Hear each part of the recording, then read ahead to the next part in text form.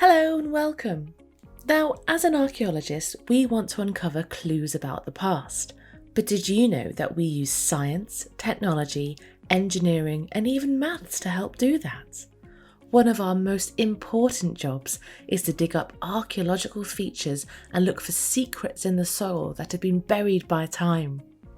This is called excavations and processing. So join me as we find out more with the help of my friends at Wessex Archaeology. Excavations can take us all over the country, from the more rural settings to the thriving hustle and bustle of a big city. Different approaches are required depending on the type of archaeology that we expect to encounter. And all of this is guided by the historic research and the geophysics results that we've done beforehand.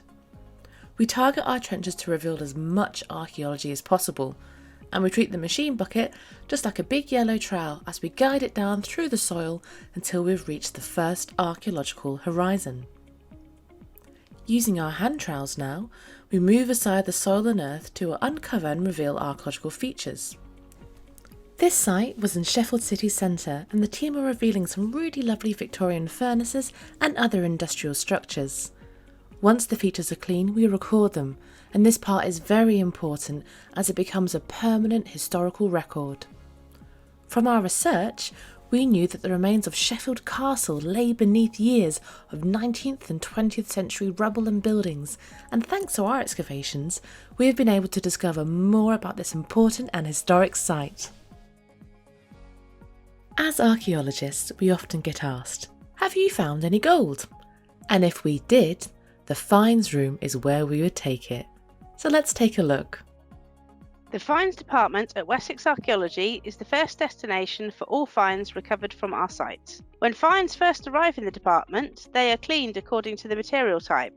This could include finds from any period, from the Neolithic to the Roman period to the 20th century, and can include a wide variety of materials such as pottery, flint, animal bone, metals and glass, as well as human remains. Finds are stored in a warehouse facility until they are analysed and reported on by the team of finds specialists at Wessex Archaeology. The finds are bagged and boxed according to the guidelines issued by the museum that is going to have them when the analysis is finished. The specialist will look at the material and determine the range of types and dates present, and may well compare the finds with similar items from other sites. When there are large groups of pottery, the specialist will try to join the broken sherds to try to reconstruct the vessels that made up that group. This work all helps to build up a picture of what was happening on the site so that the full report can be produced. Just as finds can help solve pieces of the archaeological puzzle, so too can environmental remains. Here we can discover what plants were growing in the Stone Age, or even how much charcoal they were using in their cooking. Environmental archaeology helps us interpret the landscape of the past and how people interacted with it. All these buckets are full of soil from archaeological features. They'll be processed to collect any environmental material, like the remains of plants and wood and snails. Each bucket has a label that shows us exactly where the soil came from, which site and which feature. We add water and hydrogen peroxide if the sediment's very clayey to the sample, and use this, with a constant flow of water in a tank, to gently break down the sediment, like Jenny's doing here. This washes the sample so that what we're left with is the environmental material, which we call the flot because it floats, and things that don't break down, like stones and fines, which we call the residue. Once the flot and residue are fully dry, they can be looked through to pick out the environmental remains for identification. We put them through sieves of different sizes to make it easier to sort through the material. The residue is looked through by hand, and the flot is sorted under a microscope.